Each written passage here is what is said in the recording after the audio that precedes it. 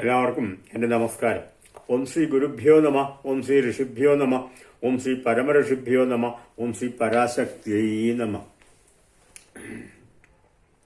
ഋഗ്വേദം 1-ാം അധ്യായത്തിൽ 133-ാമത്തെ മന്ത്രമാണ് ഇവിടെ പറയാൻ വേണ്ടി പോകുന്നത്. അവസൃജാ വനസ്പദേ ദേവദേവേഭ്യോ ഹവി പ്രാദുരസ്തു ചേതനം.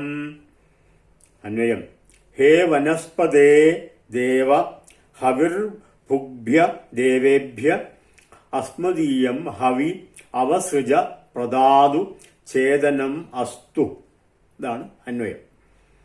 അവസൃജ സമർപ്പിക്കുന്നു, പ്രദാതു യജമാനന്റെ, ചേതനം പരലോക വിഷയമായിട്ടുള്ള ജ്ഞാനം, ത്വൽ പ്രസാദാൽ അങ്ങയുടെ പ്രസാദത്താൽ, അസ്തു ഭവിക്കട്ടെ, ദേവ പ്രകാശിക്കുന്ന. അർത്ഥം: വനസ്പതി എന്നു പേരായിട്ടുള്ള അഗ്നിദേവ, ഹവിസ് ഭക്ഷിക്കുന്ന ദേവന്മാർക്ക് അങ്ങ് ഞങ്ങളുടെ ഹവിസ് സമർപ്പിച്ചാലും, ദേവന്മാർക്ക് ഹവിസ് എന്ന ഹോമദ്രവ്യം ആഹാരം എത്തിച്ചു കൊടുക്കുന്ന വാഹകനാണ് അഥവാ വന്യാണ് അഗ്നിദേവൻ. മാത്രവുമല്ല, ഹവിർദാതാവായ യാഗത്തിന്റെ യജമാനന് അങ്ങയുടെ അനുഗ്രഹത്താലും പ്രസാദത്താലും പരലോക വിഷയകമായ അഥവാ ആധ്യാത്മികമായിട്ടുള്ള ജ്ഞാനം നന്നായി ലഭിക്കുമാറാകട്ടെ. അതാണ് അഗ്നിദേവനോട് പ്രാർത്ഥിക്കുന്നത്. വനസ്പതി എന്നു പേരായിട്ടുള്ള അഗ്നിദേവനോടാണ് പ്രാർത്ഥിക്കുന്നത്.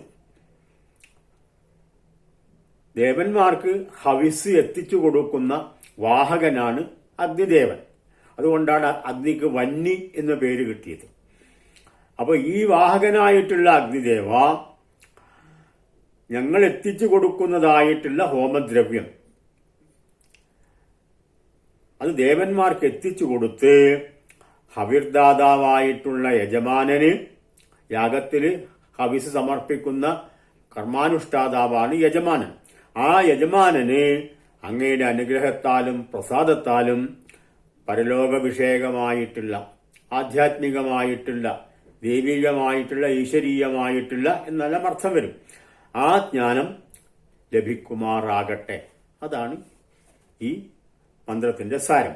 ഈ രംഗം ഇവിടെ അവസാനിക്കുന്നു. വീണ്ടും കാണാം. നമസ്കാരം.